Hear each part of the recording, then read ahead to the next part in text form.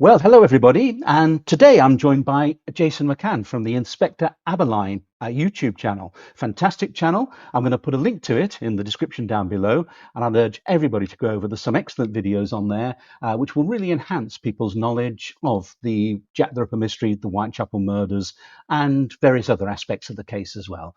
So, well, firstly, hello Jason, how are you?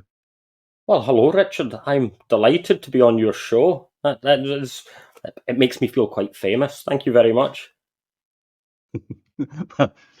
Well, hopefully I can live up to that. Your channel is the Inspector Abberline channel on YouTube. So, well, first of all, let me just ask, what's the channel about? Obviously, it's about Inspector Abberline, the lead detective on the ground in the investigation into the murders.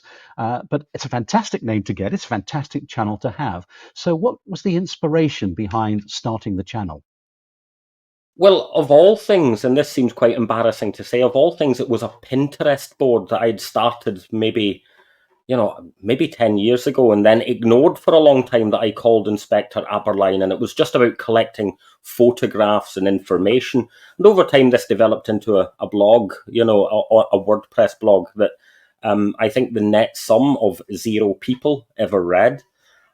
So that got ignored for a little while. And then I decided, really, why not just make a YouTube channel and, learn how to video edit, put my voice on. My mother has always said that I have an excellent face for radio. So I decided not to put my face up front on the channel. So in that sense, I had to animate it. And by animating the channel, I thought, well, this is a piece of Victoriana and it's storytelling narrative. It's a whodunit. So the theme for the channel became then a sort of my attempt at an artistic, dark Victoriana. So you'll see the videos animated with, dark shadows, haunting Victorian music as we tell the story of the Ripper case, the Whitechapel murders. Why Abberline? Well, on the one hand, it allows me to indulge in the Ripper case, which, as you would understand, this fascinates a great many people. It fascinates me. But it also allows us not to just focus on the Ripper because, of course, Inspector Abberline, this wasn't the sum of his entire career. So, we can, as I say on the introduction to the channel, this is perambulating, the Victorian criminal underworld. So we could look at other things over time as well. But right now, I'm knee deep in reviewing the Ripper case. Yeah, and that's the thing about Inspector Abberline, isn't it? That his name today really is only associated with the Ripper case, and yet he was so much more than that. He'd been a detective in the area for 20 years prior to being promoted to a Scotland Yard the year before. Had a great reputation, and then moved on to investigate the Cleveland Street scandal as well the next year. So he was so much more than that. And I found an article about him. I think it was 1892 when I think he just retired. So it might have been, but it was around about it was in the 1890s anyway. And he was walking through Covent Garden, Bow Street area, and he saw two detectives having problems with a prisoner, and just waded in and helped them out. I think I did a blog about him, Inspector Abberline to the rescue. So as you say, so much more than Jack the Ripper, and of course, in one of my favourites about him is that he was involved very much in investigating the Fenian outrages or the Fenian campaign in Yes, London. yes. And if I'm correct, didn't he get a bomb sent? Or someone tried to send him a bomb get a lady to take a bomb into the station, Commercial Street as well. I think there is a story like that. I've been looking at the creation of Special Branch, which I didn't realize up until I started the YouTube channel that the Metropolitan Police's Special Branch started its life as the Special Irish Branch. I hadn't quite thought, that the London police would pay so much attention to this little island over here where I live. But yes, this was of course a time when the land agitation in Ireland, the early Republican movement, and the Fenian cause was growing. which predates what we remember of, the horrible IRA bombing campaign of the 1970s and 80s, that this had been long in the making. And people like Abberline were, they were on the front lines of the defense of the realm against this, what they would have imagined at the time as a terrorist threat. So, yes, I mean, Abberline, I feel sorry for him in retrospect that, he comes a little too late to be a superstar detective at a time when, novel writers are, we've got Baker Street, Sherlock Holmes, Arthur Conan Doyle imagining these great minds and detectives, and he's just coming to the retirement. So he misses its early sort of arrival in the 1820s and 30s with, Mr. Witcher. He's then coming to his retirement as Sherlock Holmes is taking off. So, I always imagine him like a footballer who played for an A-list team back in the 1920s. You know, never played late enough to get £1 million or above contract. So I feel kind of sad for him. So maybe this channel is a way of paying him homage and giving him a posthumous bit of fame. We'll see how it goes, I suppose. What a fantastic comparison, the $1 million detective or the £1 million detective, Inspector Abberline. I mean, that's it, isn't it? Because he's, well, not unique, but he's certainly one of the few who didn't go on to write his memoirs as well, because you get Anderson writing about it, you get Walter Dew writing about it, you get Melvin McNaughton writing about it. But Abberline, well, he only crops up when the Pall Mall Gazette do the article about him, really, in the George Chapman case, where he talks about George Chapman. Well, I would imagine that's because a character like Fred Abberline was an honest chap. By the end of the 19th century, by the beginning of the 20th century, the Ripper case in particular had actually become famous. Of course, it was famous at the time, but it wasn't historic. But by the 1920s, the myth was beginning to become a historic fact. It was worth money. These, we see from the Ripper archives, they were being handed to retiring detectives as retirement gifts. This was becoming a thing in a very modern sense. Fred is down in Bournemouth.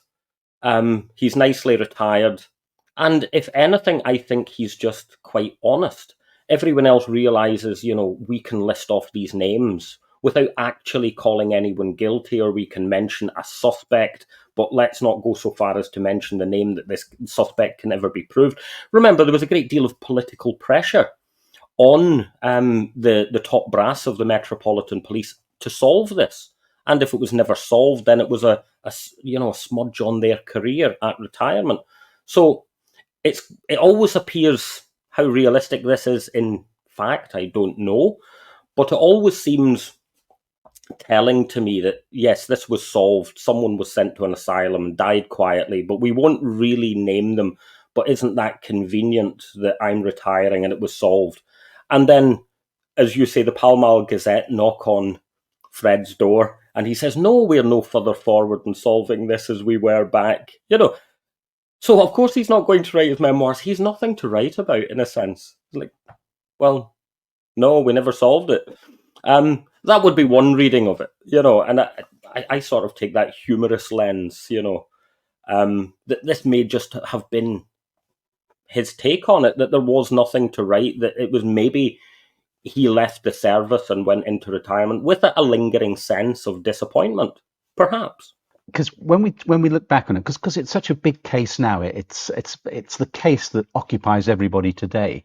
But when you read about it at the time, there's that period in 1888 when it obsesses the media, it obsesses people all over the world.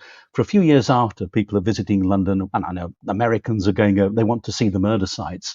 And sometimes they're getting even taken around by police. So, oh yeah, I'll just make a little bit of extra money. I'll take you around the murder sites. But then it sort of disappears for a while. It's not, there's mentions of it, but it's not as big until you start getting then, well, you get Anderson's memoirs. And today, when we look at Anderson's memoirs, people look back on, oh, Anderson's talking about Jack the Ripper. But the Jack the Ripper bit in his memoirs is actually it's a very small part of the memoir. Most of it's about he was a spy chief to do with the Fenian campaign, running informers, etc., against the Fenians. So you've got Anderson does his memoirs, and still they cause a bit of a stir, but not a massive stir. And then, of course, then Men of Matters comes up in the late 1920s with his book. And then that sort of opens the floodgates. And from that point on, you can see the myth beginning to build. But like you say, there's a period after 1888, it's not as big and it's not as people aren't as obsessed with it as they became later. And of course, now with the internet, as they are today. I may be able to shed a little light on why that is. Now, this is only me coming from, I'm a sociologist. That is one of my academic backgrounds. But taking a sociological view of this, I would imagine that there is a little bit of a reason for why the Ripper case disappears, through the 1890s or up until perhaps the 1920s. So, there is, there's a significant period of quiescence on the case. And we see this, of course, with, is it Walter Dew's book, I Caught Crippen? He wasn't really a man to boast, but in I Caught Crippen, he includes the Ripper case, but as an appendage to actually what is a case that historically, looking back now in retrospect, no one really remembers Crippen. Well, people who are watching your channel, people like us do. We're nerds for this sort of thing. But, you go into the high street and ask who was Dr. Crippen, most people would scratch their heads and say they don't know.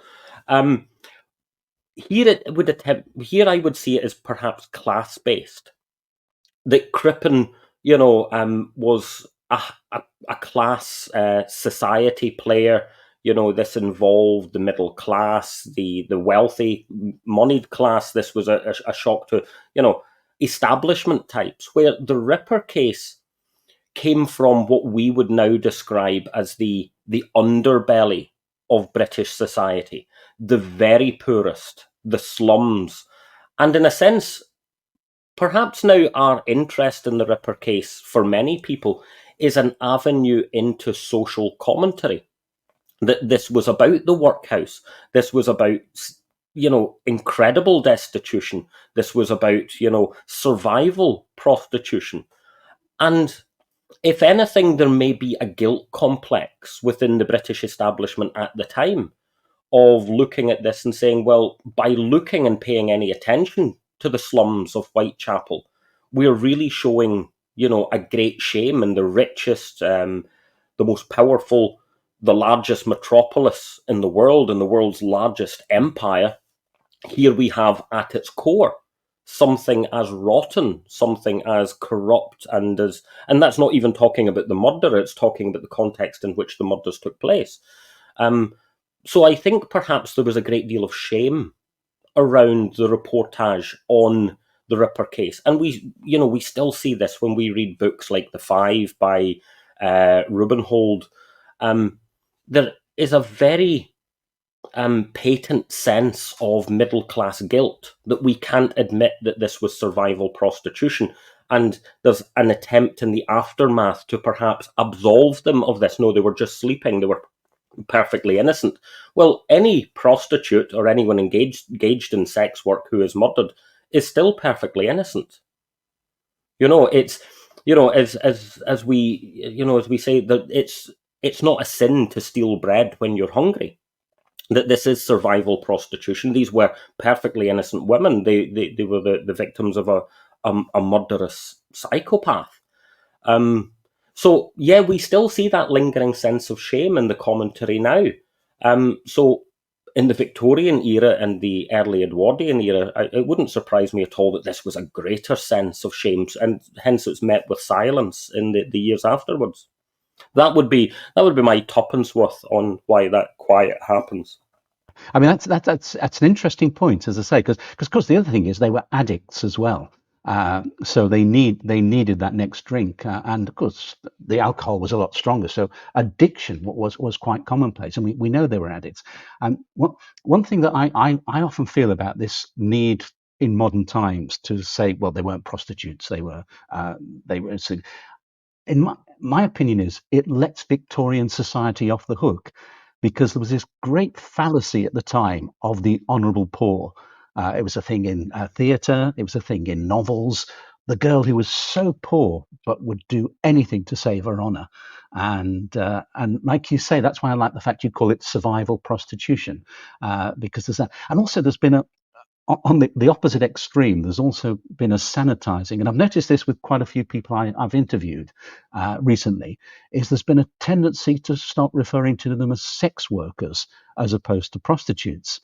And to me, I, I, I have a problem with that, in that I think sex worker is the wrong description for them. I think prostitute is a much better description, simply because sex worker implies it was willingly done. They were happy to do it. They weren't happy to do it, but necessity forced them to do it. So consequently, I think sex worker means choice.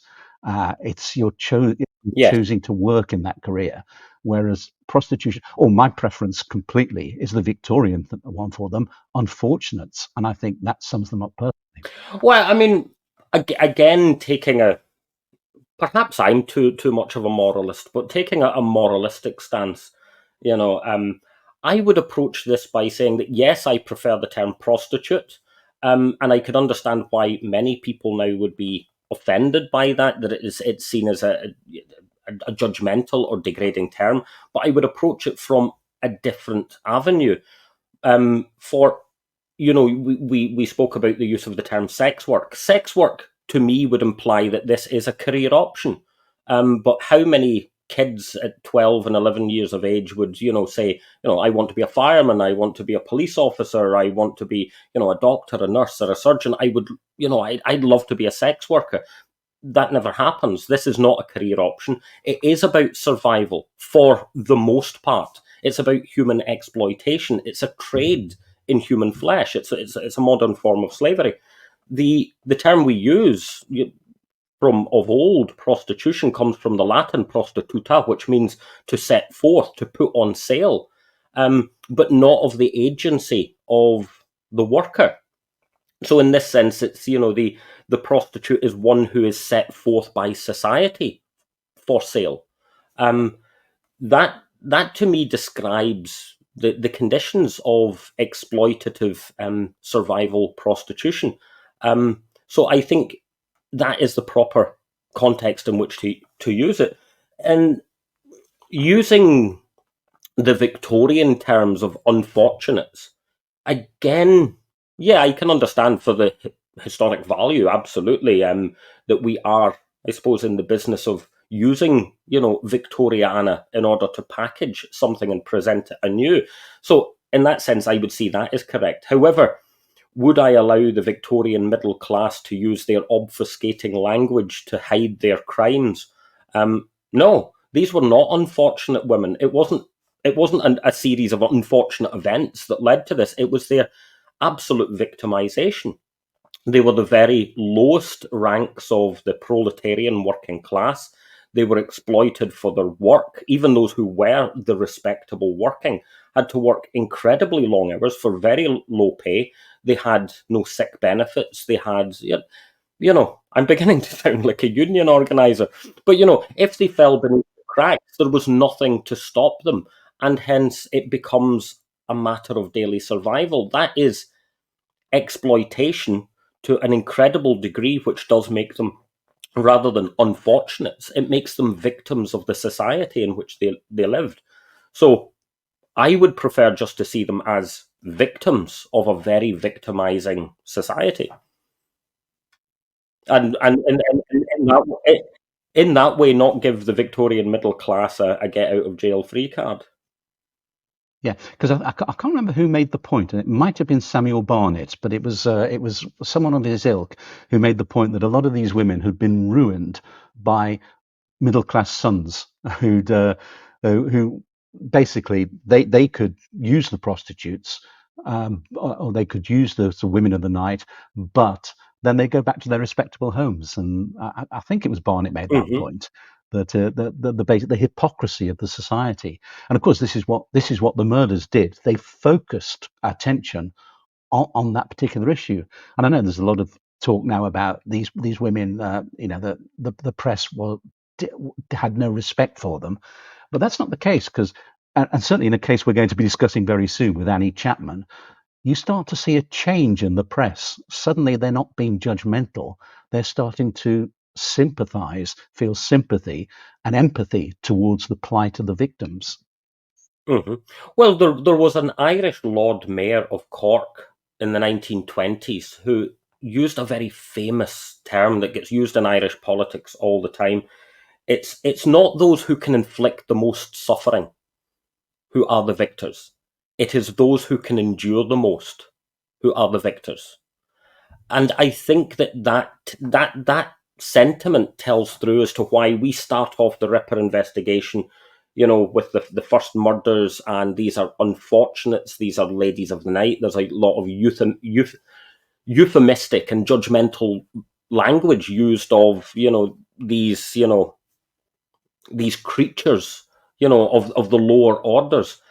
And yet, by the end of the investigation, in fact, we see signs of it through the investigation, that the streets are packed with throngs and the thousands of people following the hearses, going to the gravesides, so much so that undertakers are having to play tricks, to divert the crowds.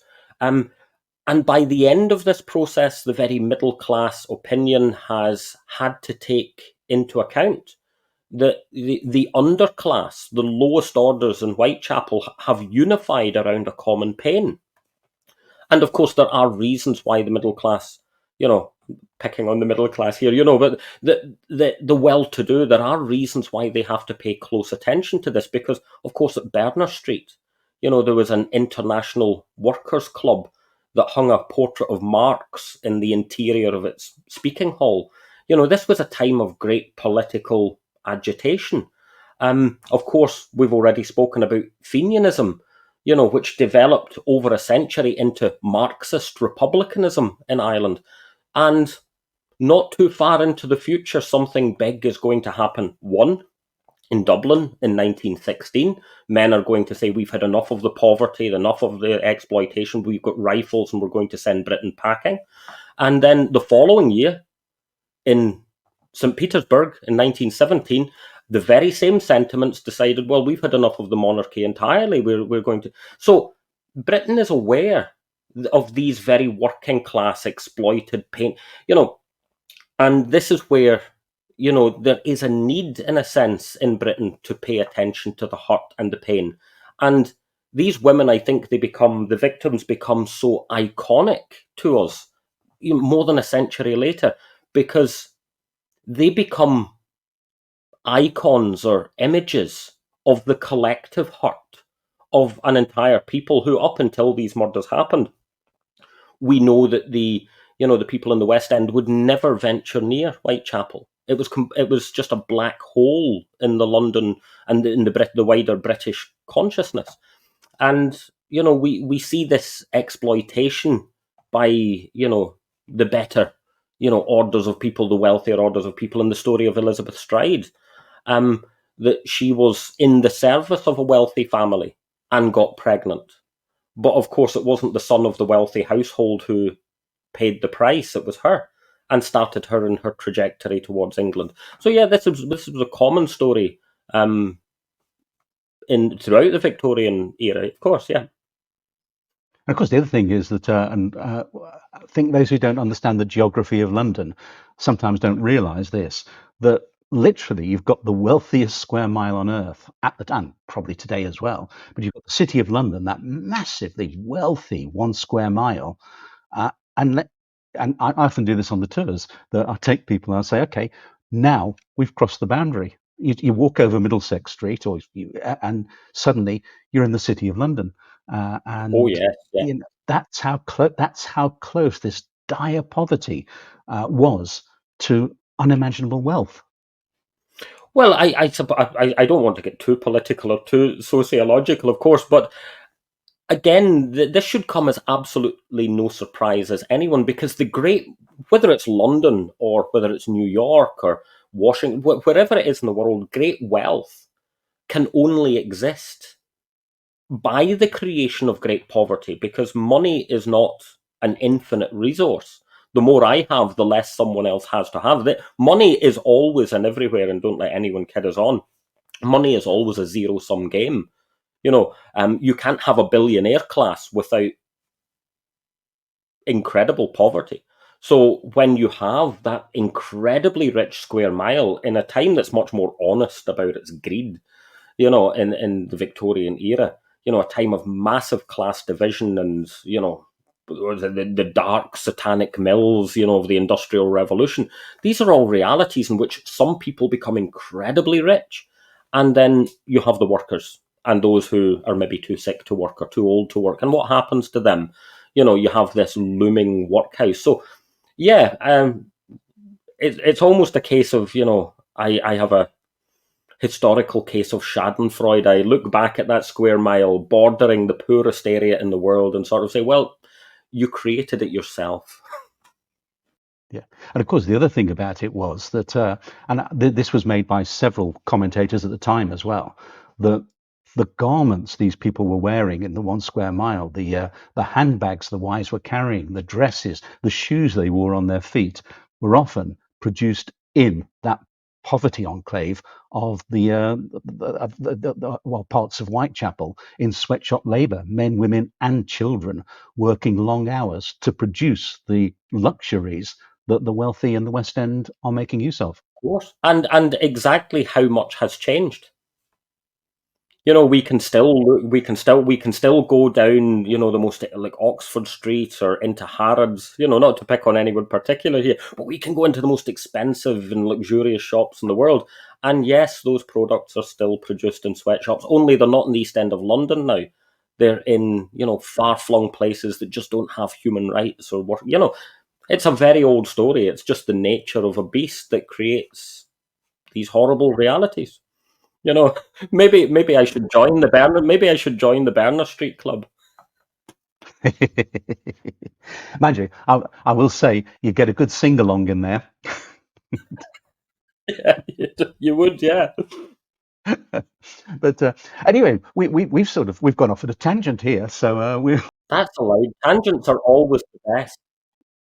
I love tangents. I'm a terrible digresser. I will digress to my heart's content. And but we were going to discuss Annie Chapman. Of course, Annie Chapman's the second murder, by the killer we now know, or acknowledged or thought to be the second victim. That's debatable. I would certainly debate it. But generally speaking, on the list of the canonical five, she's the second victim, murdered on the 8th of September, 1888. And the two things we know for certain about her was that in the early hours of the morning of the 8th of September, she was thrown out of the lodging house on Dorset Street because she didn't have fourpence to pay for her bed.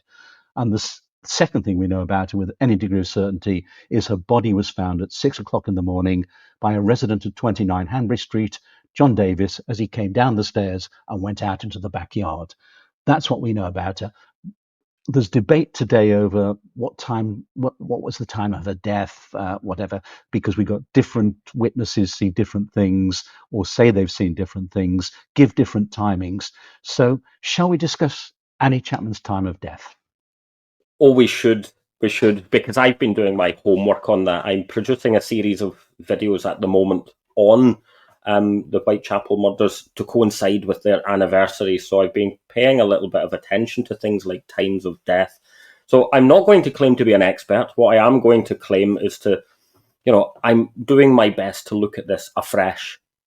And yes, acknowledging this gaping window of time uncertainty is, I think, very important, especially with, are we allowed to mention the war? The arrival of new witness theories that have lots of people, digging trenches and building barricades along the Ripper investigation world. And I think it's fascinating that, this sort of new what would we say it, antagonism, there's always going to be an antagonism in things like this, has really made us pay focus to two things: the murder in Box Row, and the timing of Annie Chapman's death in order for the cross Lechmere thing to make sense. I'm not a fan, on the one hand, of shoehorning evidence to fit something. Neither would I call myself a Lechmereite or whichever. What I would say is that everyone, all of our suspects are innocent until proven guilty. That's a good methodology of investigation. And what I would add to that is no one is entirely off scot-free until we can eliminate them from the inquiry. So I think that is an important element here, is we have to methodically attempt to excise people from this inquiry. And yeah, this is where we have a very sharp focus on that time of death. So we have sometime shortly after 5:20 in the morning, following the timing given perhaps by Elizabeth Long and then Albert Kadosh, which seems to be supported by John Richardson, who is tidying his boots up on the back step.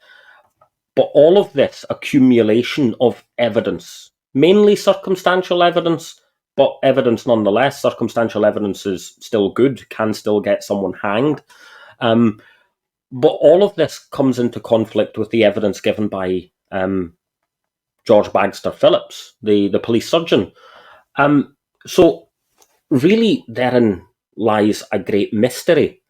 And I like to approach this by saying, well, can we reconstruct the crime scene? Can we evaluate the value of the evidence? And I think, if as an academic, I would always be at my students. You've presented me with evidence. Not all evidence is of equal value, and some evidence is no evidence at all.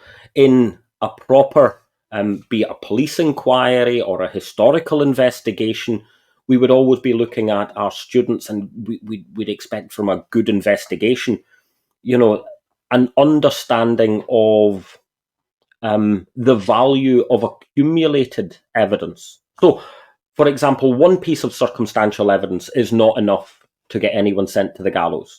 But we will reach a point, perhaps if we're a really unlucky criminal, where the weight of circumstantial evidence is so great that we've crossed the test in terms of jurisprudence, that now it's no longer rational to say it was unlikely to be this person. So when we look at the accumulation of evidence maybe I should sort of reframe this by saying the coroner at the inquiry, Wynne Edwin Baxter, he makes this bold decision in the inquest to reject the doctor's findings. And the doctor said that this had happened 2, perhaps more hours before he arrived, placing her time of death to about 4:30 in the morning, perhaps earlier. And that's a big difference, an hour, maybe of an hour, So this is a bold move for a coroner who's not a medical man. This is a bold move for a coroner to make. So we then have to say, well, he's allowed to make that determination. Of course he is. But we would expect he can defend that by defending the evidence. Was the other evidence that would allow him to abandon the medical expert opinion of such a quality that it would allow us to rationally accept that? So then we have to give an evidential review of what Mrs. Long, Mr. Kadosh, and Mr. Richardson present. And I think it becomes incredibly interesting that when we look at that evidence in any detail, I don't think it's very good. An honest appraisal of this is it's not good evidence. Should I give you a chance to speak as well? I feel like I've just taken hold of you. No, I've taken hold of I your mean, show. I'm engrossed. I'm sitting. I think maybe I should just very quickly explain who these people are. That we've got.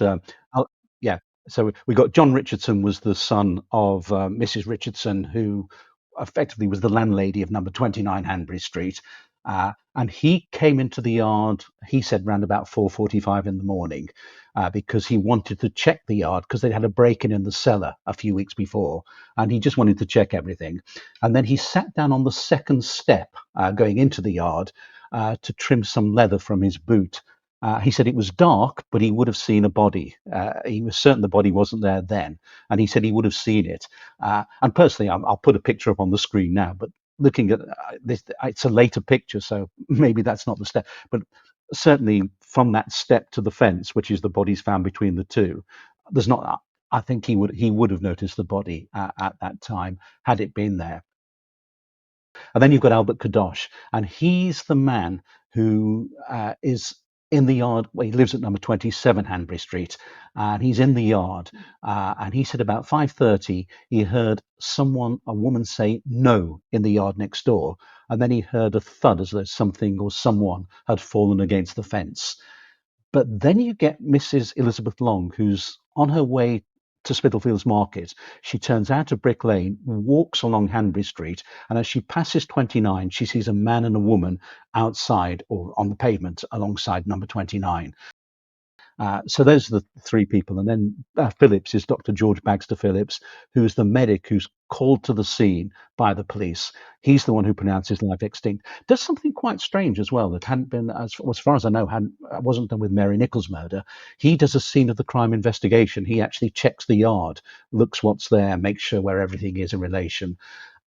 He says that when he got there, when he first saw the body, she'd been dead for 2 hours, possibly or probably more, 2 hours. But then he did then point out that it was very cold, so the body, or it was very cool that morning. So there'd been a loss of blood. The body would have cooled, rapidly.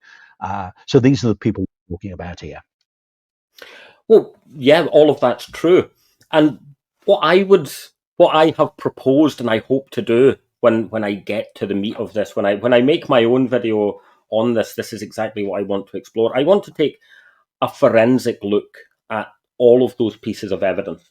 Let's start with the time going backwards, assuming the time of death is that which the coroner accepted in the inquest of 5:20 or shortly thereafter.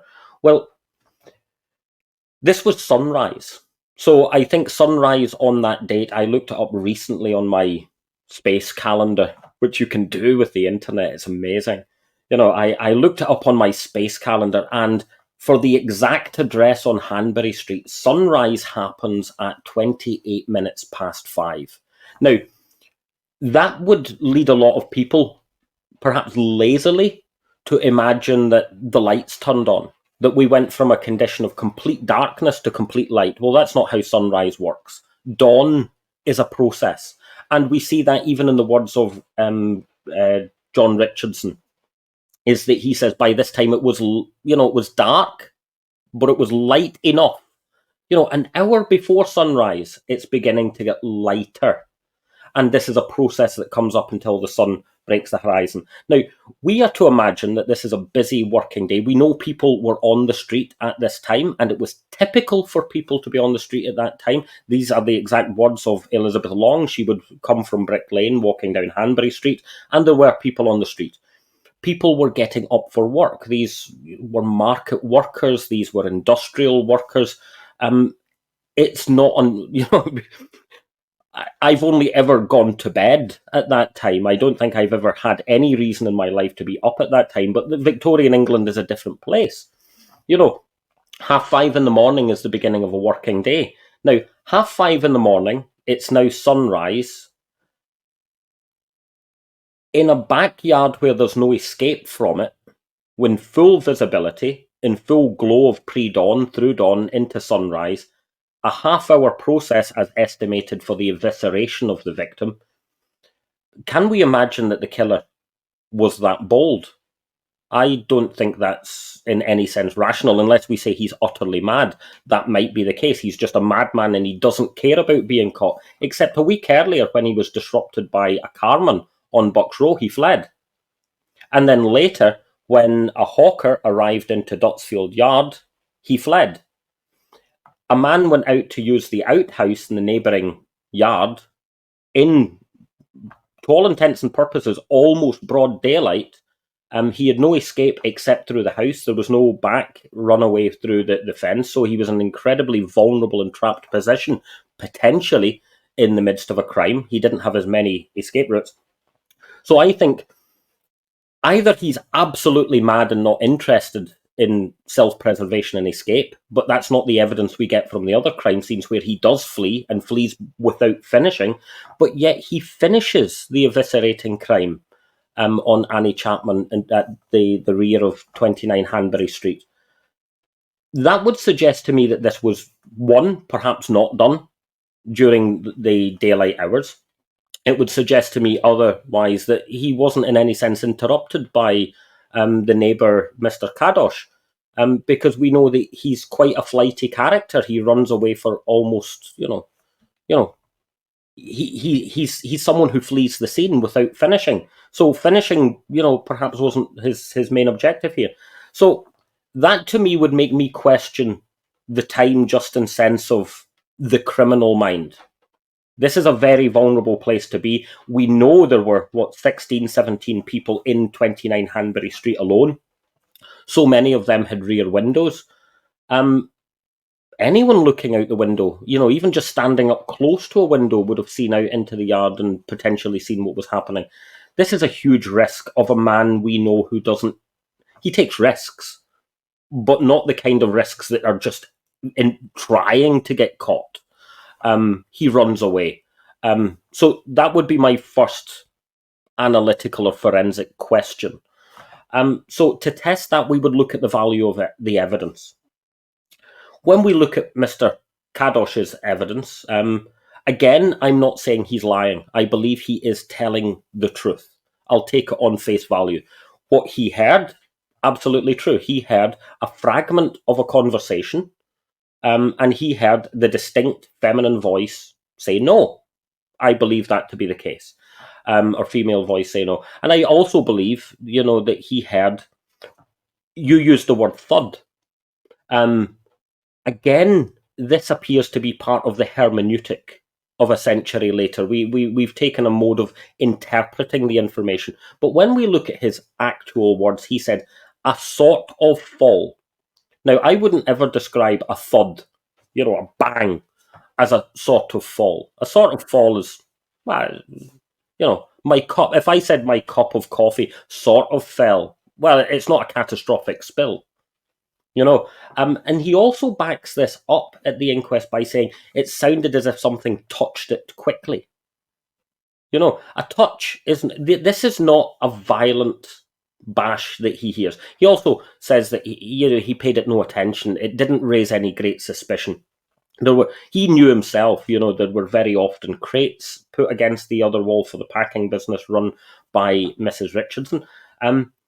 In the semi-darkness, this could have been a crow taking flight. It could have been a rat. It could have been a cat. If there was a body on the other side, it's not unreasonable to think perhaps a rat or a cat had gone for a sniff and perhaps a bite, and him, out in the backyard in the neighbouring yard may have frightened it and it made a dash.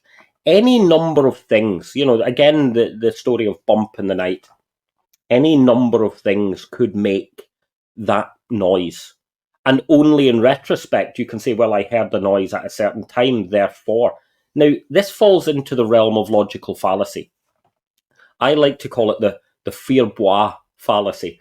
The Fierbois fallacy is, of course, where Joan of Arc is fleeing the English army as a young maiden, and at the Church of St. Catherine, she finds a sword, and she takes this sword and she leads the French army to battle the English army and win French freedom. And her interpretation of finding this sword was the Archangel Michael himself opened heaven and handed her this divine sword. Looking back, as rationalists, we would say, well, in the midst of a war, there's any number of reasons why you would find a sword in a field. There are any number of reasons why he would hear a sort of fall in the backyard, which would be, if you or I went out into our respective backyards in the middle of the night and just stood quietly for 10 minutes, you'll hear a sort of fall. Something will move somewhere. It's one of these things. Again, with the hearing of the voice? No. Well, we know there were 17 people resident in just one of those houses. How many were in number 25? How many were in number 27? This was a time people were waking up. He doesn't say, interestingly, that he heard this no come from the yard of number 29. He says, under questioning, he says, something to the effect, I would think it had come from, but that's not an affirmative statement. That's it's very caged. And the other thing he says, which is quite interesting, is he doesn't say he heard somebody fall against the fence. He says against a fence. Yes. There are so many things here that there's nothing that we could say is emphatic in the evidence. and his approach that, he doesn't take it in any way. He's not suspicious by it. I find it interesting that one of the jurymen say, well, did you not have a peek over the fence? I live in a kind of neighbourhood that if I peeked over the fence in the dark hours, and my neighbour saw me peeking over the fence, there'd be a few harsh words had. Of course, you don't. This is a working class community. You don't look over your neighbour's fence. It doesn't end well. So there's this happening. And the conversation, again, at this time in the morning, this is a time where people are waking up. Earlier than this, we have police officers knocking on doors. So that evidence itself, I would say, I would say that this evidence is rubbish in terms of its use in this investigation. It's not rubbish in that it's made up. I believe it all did happen, but it's all perfectly normal stuff that would happen 20 minutes, 30 minutes later as well.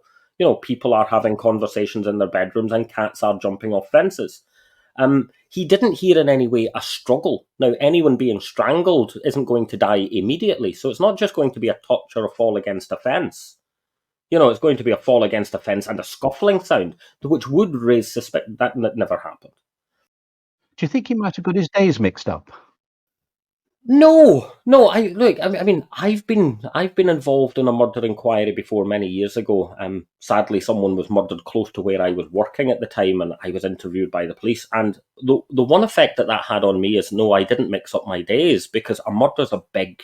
My eyes are lighting up as though I'm glad this happened. It's horrible. But something as big as that is out of the ordinary. So if you're approached by the police, were you working in this place at such and such a time earlier today? You're like, well, yes, I heard what happened.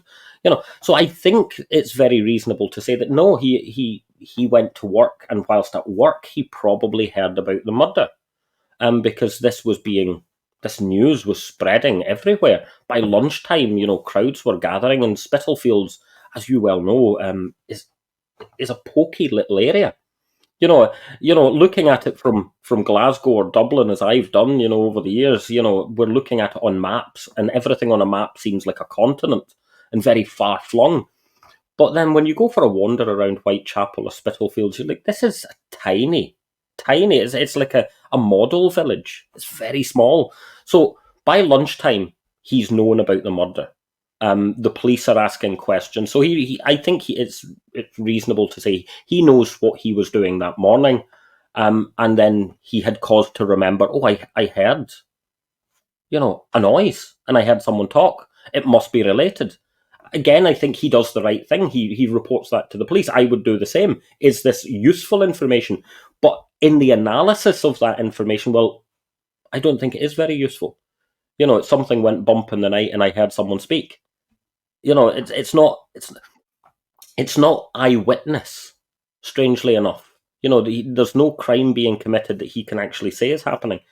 The other interesting thing then on the street is Mrs. Long, whose story appears to change the distance of where these two people, she, famously sees a man and a woman talking on the street, and their exact location changes. They're either, 40 metres away down by the Brick Lane crossing, or they're maybe one door away or quite close to so where they are is a little bit of a mystery. And there's also the fact that she says this is typical. Of course, people. This is a market day. People are up for work. Is this woman engaged in prostitution? It's broad daylight. That's the other thing. Yes, I would imagine a very brazen, sex worker, prostitute might solicit in broad daylight. How many men would entertain it and then walk into the corridor of somewhere? She says this happens at 5:30. This is now daylight. That's quite unrealistic. They say, she asks, "Will you?" He says, "Yes." Again, like Kadosh, this is a fragment of a conversation. Now, when we look at this through the lens of a murder, a prostitute murder, "will you" and "yes" is very suggestive. But I could look through your conversations over the past week and pick out 3 isolated words that came in order, and it would look awful. We could put that in the front of a tabloid newspaper and guilt is established by 3 words. "Will you?" "Yes." 2 random people in broad daylight speaking on Hanbury Street. Again, just not really useful information. It's not eyewitness. The one that entertains me the most is John Richardson, the son of Mrs. Richardson, the owner-occupier, who sits on the step and cuts leather from his boots. That story only comes to the newspapers and then to the inquest. It doesn't go to the police as his initial statement. So why would you not report that on the day that it happened when the police are speaking to you? This wasn't a police report he made. And this seems to raise significant enough suspicion at the inquest that he's sent off. Well, would you go get the knife? And a constable goes with him, and he goes with the knife, and he comes back with the knife, and it's a dessert knife that's very old and broken. And we can read between the lines in the inquest. We'll hold on to the knife for the moment, but we're going to dismiss this. It's a little bit ludicrous. There's a laugh at this knife cutting leather. The knife he presented could not have cut leather. There's then the suggestion that, well, I had to borrow another knife from a friend. Well, the follow-up to that should be, so why did you bring us the wrong knife? What are you trying to establish here, Mr. Richardson? If that was not the knife you used, why did you bring it? You borrowed a sharper knife from a friend, presumably that you returned to this friend, and then you went back to your own house or back to number 29, and you brought me this useless knife. I don't want to be unkind, but it does happen. I think he wanted to be in the newspapers, and this was a great opportunity. His mother even said that it wouldn't be usual for him to go into the backyard, and from without entering the yard, staying within the passageway at the back door, he could see that the cellar was still intact. So his evidence seems to be the biggest red herring, at least to me, taking a critical look at it. Again, I mean, all things are possible. The other approach I would take to this is, again, just a common sense approach. Earlier, during the murder of, or not during, in the afters of the murder of Polly Nichols, PC John Neal gives evidence of the Whitechapel Road. He says he came off the Whitechapel Road at 3:45, was it, in the morning? And he said there were a few people making their way home, and I saw prostitutes making their way home shortly before 4 in the morning. They're going home. Why are they going home? Well, it's beginning to be dawn. Trade is slacking up. We're somehow expected to think that Annie Chapman was still doing business in broad daylight. Long after PC Neal sees most of these women heading home. Yeah, I understand that the closing time for street prostitution is a movable feast, but typically I think it's sensible to say that, there would be very few red light districts where, still through, the hours of broad daylight in a mixed socio-economic environment where, we have reasonably wealthy, well-heeled middle-class people living on these streets too. Are they going to tolerate, street prostitution in daylight? Nighttime is something else. We have a series of criminal acts in the Parliament. I think the Vagrancy Act, and there's a later one, I think in 1881 or thereabouts, which I can't think of the name of right now, dealing with prostitution and its effective toleration. Its effective toleration. We have, is it the year before or very shortly before it, we've got Charles Warren himself, after the famous Cass case, saying, we're not going to arrest women, unless there's a complaint. So it's tolerated, but there are limits to that toleration. It's not going to be It's not going to be tolerated at sunup when the men with their long coats and top hats and ladies in their fine dresses are leaving their larger houses on the Whitechapel Road. So there is an understanding that street prostitution will happen, but it's going to happen in darkness or semi-darkness. If Annie Chapman is seen at 5:30 in the morning soliciting a customer, it's sunrise. And this is a community where people are up and out to work shortly before sunrise. So that evidence altogether, I begin to ask questions about its value. The common sense about sunrise and about people's activities would lead me to ask the bigger questions. The details of the evidence itself doesn't really, at least appear to me, to hold up to much critical scrutiny. Well, I think Mrs. Richardson did say this, didn't she? She was saying that people were getting up to go to work throughout the night. The earliest one had been 1 a.m., and then people were getting up throughout the night because people worked. So she did say that, and of course the other thing is like you say, Annie Chapman. If that yard was being used for prostitution, 5:30 is not a good time because to be using it for prostitution, because you've got all those people living in the house. There's only one reason John Davis went to that backyard at 6 a.m., and that's to use the communal privy in the backyard. So when people get up in the morning, one of the first things they do is get so to actually take the risk as a prostitute to take a client into that backyard. It's going to be a pretty big risk to be taking at that time of the morning. Well, yes, I mean, there you've got two people with agency. We've got Annie Chapman and her killer.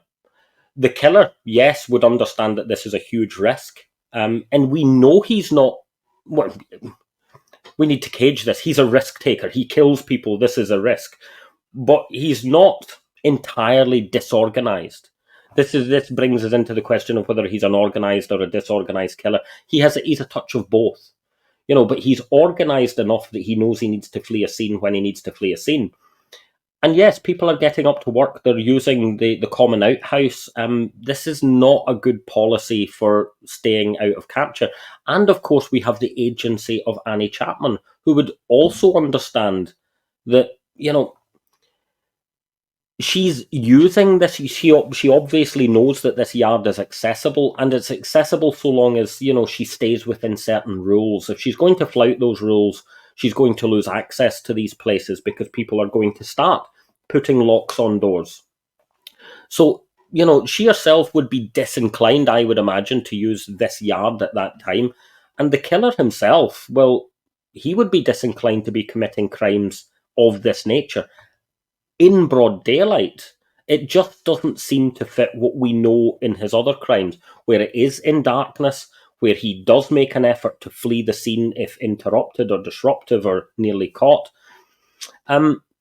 Yes, I mean, I look at this and I think it does begin to come undone looking at that later time. Again, I would have to say that all things are possible. Yes, he could have been an absolute maniac who didn't care about being caught, and it could have been the later time. I can't definitively say. I don't think anyone can. But at some point, we need to start weighing up the probabilities. So do you think it was Annie Chapman that do you think Elizabeth Long did see Annie Chapman, or could it have been someone else she saw? I I don't. I personally, I can't say it conclusively. Personally, I think that Annie Chapman was probably killed somewhere between 4 a.m. and 4:30. Somewhere in that time span. She was dead. She was in the backyard. anyone coming out of the backyard, perhaps closer to that time, perhaps just after 4 a.m, may not have seen her at all. They could have used the privy and come back, because there we're talking about near total darkness. And then it so happens that, as we approach dawn, no one's used the privy until Davis came out. And then, of course, in broad daylight, he's seen the body, and what a horrible sight he saw.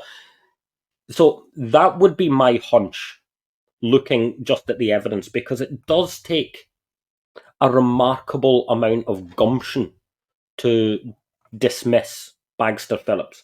Now, yes, it was a cold morning. Yes, she had lost a lot of blood. But who tells us that information? The only person who tells us that information is Bagster Phillips himself. So here is an experienced surgeon, a member of the Royal College of Surgeons. He has been a police surgeon since, 1861. Here is an old boy, I think referred to by Walter Dew as, like a very ancient sort of eccentric who dressed like he came from, a century-old painting. He's a character, but he's an old-school surgeon. Now, he's not using modern methods, absolutely, but even by the methods of his time, he wasn't green behind the ears. He knew his job. So he knew it was a cold morning. He knew the body had lost a lot of blood. And still he said, I think this is 2 hours or more that she's been dead, right? So, yeah, he's an expert in his field. He knows this. And interestingly, on the 29th of September, that is supported by the anonymous, author of the Lancet article, who reiterates it was a cold morning, the body had lost a lot of blood, yet we still agree with Bagster Phillips that she died 2 hours or more. So these are now this is the Lancet. So we've got the Lancet, the author of this article in the Lancet, agreeing with him and acknowledging it was a cold morning. So they're aware of these facts, and these facts are being factored in to their decision. And this is exactly what Mr. Surgeons are a strange species. Mr. Bagster Phillips, this is exactly what he does as well.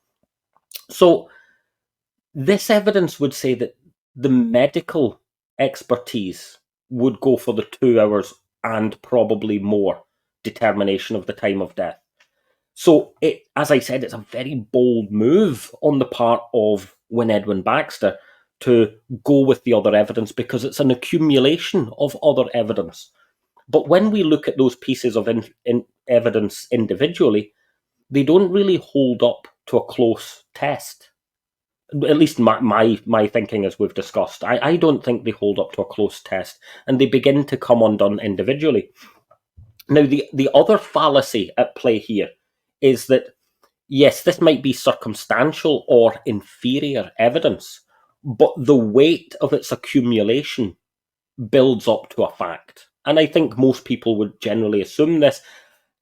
In the case that the circumstantial evidence is good circumstantial evidence, then that is the case. The accumulation of it would essentially build up to a fact, a usable legal fact. But no accumulation of inferior evidence. It could be 100 pieces. If it's all inferior, 0 plus 0 plus 0 plus 0 will always equal 0. It's not going to become better.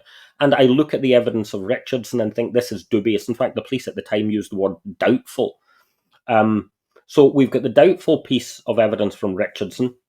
We've got a typical scene of Hanbury Street at 5:30 in the morning, presented by Elizabeth Long. And then we've got something went bump in the night that could have been anything from Albert Kadosh.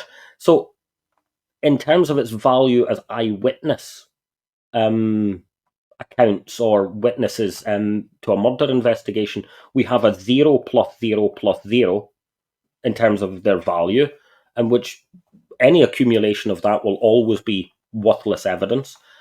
And this is being used to overturn Bagster Phillips, a police surgeon with nigh on 30 years experience, well respected, described as highly skilled, a member of the Royal College of Surgeons, and supported by the author of the article in the Lancet, the medical journal. So I think that was a huge mistake. Now again, I'm not going to nail my colours to the flag and say that, it is a mistake, it was wrong, I know the time of death. I don't. But what I would do is I'd approach this again as a historian and say, well, I'm not prepared to dismiss expert testimony unless I'm dismissing it on really good other evidence. Now, that means I would be prepared to follow Wynne Baxter's findings here if the other evidence was of sufficient value. But I don't believe it is. Well, I think we've given people lots of food for thought in this interview. I think we've gone from everything from social condition through to definition of unfortunate, through to time of death for Annie Chapman. So I think there's plenty of food for thought there. Again, I would urge people to come by your channel, the Inspector Abberline YouTube channel, and I'm going to put a link to it down in the description below. But Jason, it's been a fantastic to talk to you. Have you got? So you say you're working on a few more videos at the moment. Well, the plan is to go through the Autumn of Terror with each of the murders focusing on the life of the victim, the experience of the victim, on the anniversaries of their death. But over the course of time, I think the channel is going to look at the minutiae, or hopefully reevaluate the evidence, as we've done here. Is we have this evidence, we've got how people now assume it to be, and I think it's worth a re-evaluation. Fantastic. Well, it's been wonderful talking to you. Thank you for taking the time. Again, let me urge people, the Inspector Abberline channel, you'll find the description, the link below. Jason, thank you so much. It's been great talking to you, and let's do it again soon. Oh, super. Thank you very much. This has been amazing. Thank you.